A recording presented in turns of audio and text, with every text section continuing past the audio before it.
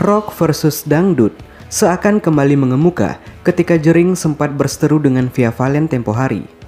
Bagi kalian yang sudah lupa, Via dianggap tidak meminta izin ketika membawakan lagu Sunset di Tanah Anarki milik SID, serta dipandang cuma membawakan lagu tersebut tanpa mempedulikan pesan atau ruh seperti kata Jering di dalamnya. Seolah tak cukup, Jering yang juga dikenal sebagai aktivis Bali tolak reklamasi kembali menyerang Via dengan anggapan bahwa ia tak punya kontribusi terhadap gerakan sosial. Katanya kendati punya pengikut yang jumlahnya jutaan, Via tak melakukan tindakan apa-apa untuk aksi melawan lupa, pelurusan sejarah 1965, hingga perjuangan masyarakat. Namun, jauh di angka tahun sebelumnya, rock dan dangdut memang sudah berseteru sejak lama, dan tak hayal melibatkan fanatisme dan militansi para penggemarnya. Lalu bagaimana cerita selengkapnya? Dikutip dari tirto.id, yuk langsung saja kita gaskan.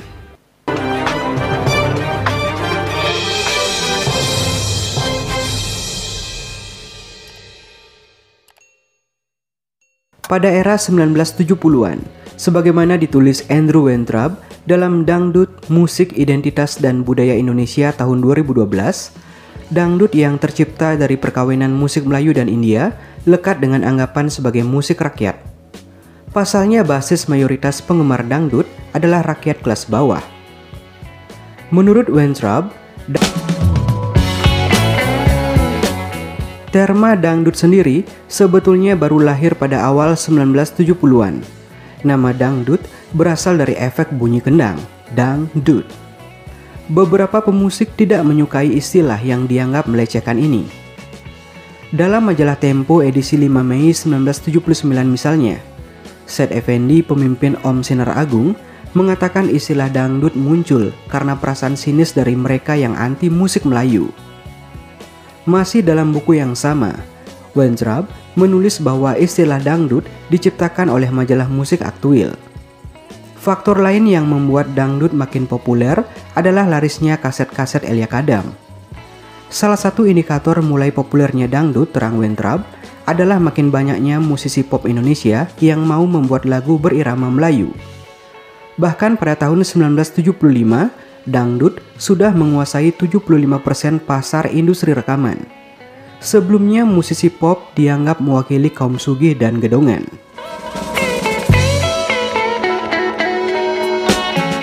Popularitas dangdut kian tak terbendung kala pria asal Tasikmalaya bernama Rhoma Irama mencuat ke permukaan. Sebagai musisi dangdut, Rhoma dipandang istimewa karena punya akar musikalitas yang berbeda ketimbang penyanyi dangdut lain. Meski Rhoma kecil suka berdendang musik India, ia tumbuh dengan mendengarkan musik rock. Namun, bebunyian yang tak orisinal itu pula yang mengorbitkan Rhoma yang kelak dikenal sebagai Raja Dangdut. Disinilah Benny Subarja, pentolan grup hard rock Giant Step, mengambil peran krusial.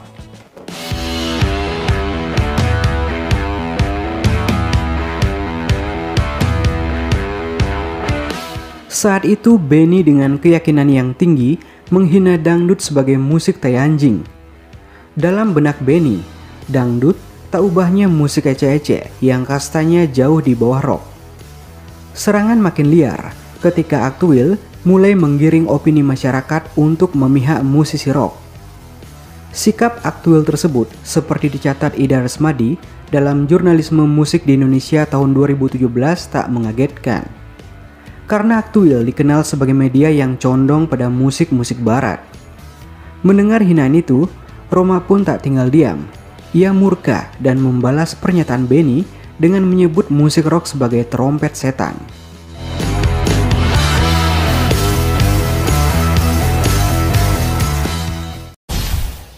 Eskalasi konflik kemudian meningkat hingga adu fisik.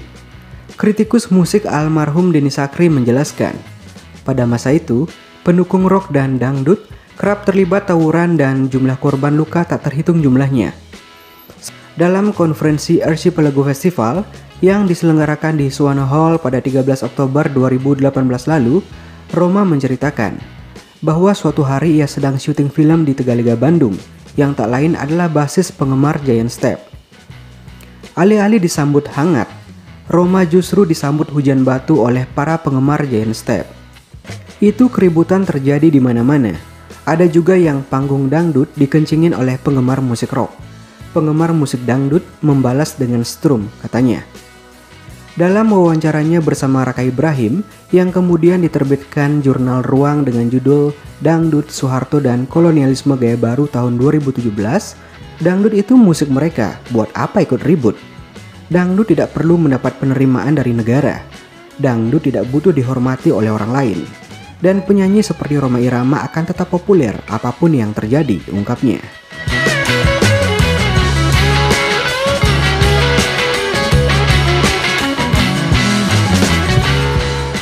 Untungnya, konflik antara dangdut dan rock tak berbuntut panjang.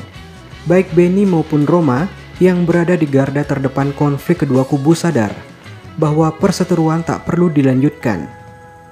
Gambaran perdamaian tersebut seperti dicatat Denny Sakrie dalam Ketika Soneta Group bersepanggung dengan God Bless tahun 2013 bisa dilihat dari beberapa hal. Pertama, muncul konser yang melibatkan musisi rock dan dangdut dalam satu panggung. Contohnya konser antara Giant Step dengan penyanyi dangdut bernama Lis Saudah. Kemudian ada pula konser bersama yang menghadirkan Soneta dan God Bless. Bahkan kedua grup itu tampil bareng sebanyak 2 kali, yakni tahun 1977 dan 1985.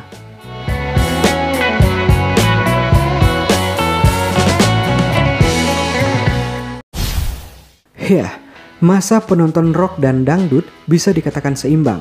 Bahkan, bukan tak mungkin ada penikmat rock yang juga menyukai dangdut, demikian juga sebaliknya. Secara jujur harus diakui, rock dan dangdut adalah musik yang memiliki karakter dan dinamika yang dekat dengan semangat anak muda atau yang berjiwa muda. Rock dengan kredo kebebasan berekspresi nyaris memiliki persamaan dalam sudut ekspresi yang dimiliki dangdut, di mana dangdut juga merupakan ekspresi kebebasan bagi kaum akar rumput, yang menurut pengamatan saya lekat dengan bunyi-bunyian musik dangdut.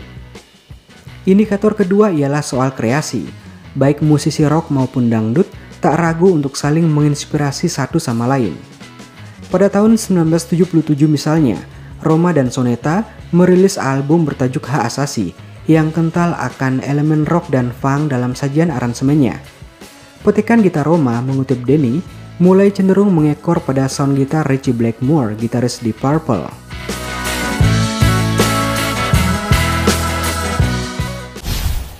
Dua tahun berselang, giliran pentolan God Bless Ahmad Albar melepas album dangdut berjudul Zakia.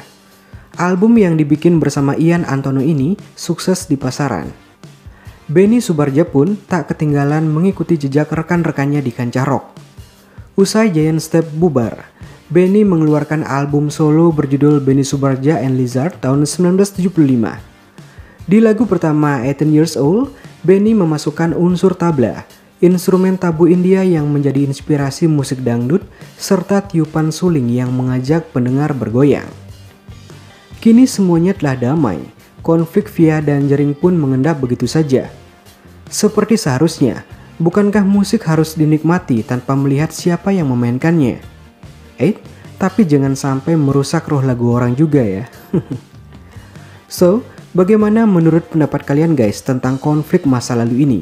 Bisa banget ya, tinggalkan argumenmu di kolom komentar. Oke, sekian dan salam rock and dude.